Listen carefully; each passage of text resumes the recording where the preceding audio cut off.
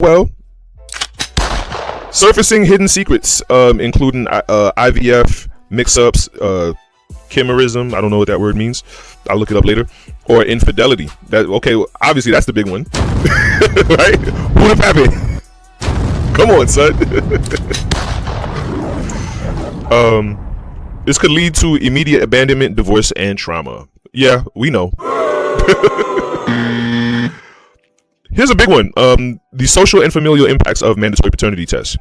Shift in behavior. Long term, this could lead to more caution in casual sex and clearer accountability. This is a positive. This is a positive. But it also creates a colder, more verification-based culture. Okay, that's fine. I get it. It's worth it though.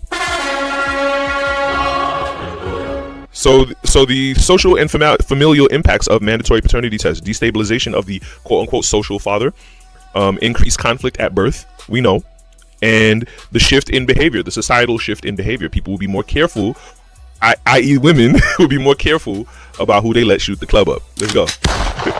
All right, so we got the government consequences out the way. So let's so the people for mandatory paternity tests is to prevent fraud, scientific accuracy, and the child's health, and equality, where both parents have equal certainty in who's the father of the child.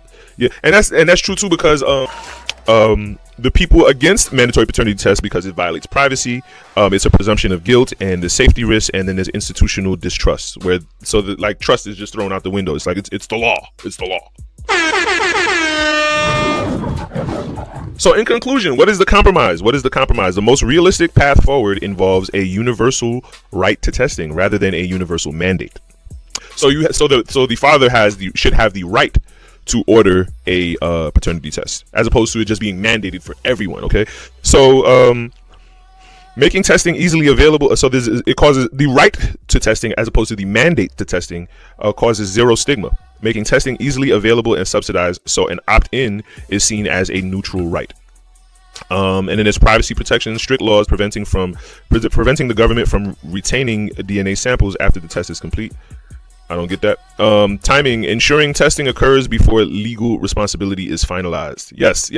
This is a big one. But without turning the hospital delivery room into a crime lab. Funny. So ultimately, it's not about biology. It's about who bears the risk, who bears the cost, and how much power the state should have over the American family. These are good points. These are good points. I'm very, very pleased with this. I think because the court, the people implementing the law would lose money themselves. I think, of course, obviously, they would be a lot less likely to implement it or implement it as quickly. 777. They'd be a lot less likely to implement it as quickly, because it's not in their favor. Ultimately, it's in the favor of the father, really. Because of that,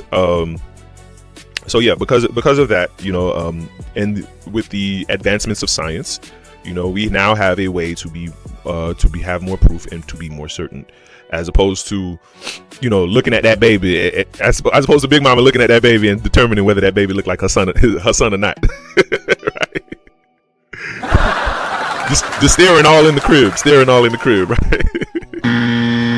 We ain't got to do that no more. We ain't got to go to Big Mama and have a look in the crib. We can just now, take a cotton swab and be done with it. You feel me? Like it's really that simple.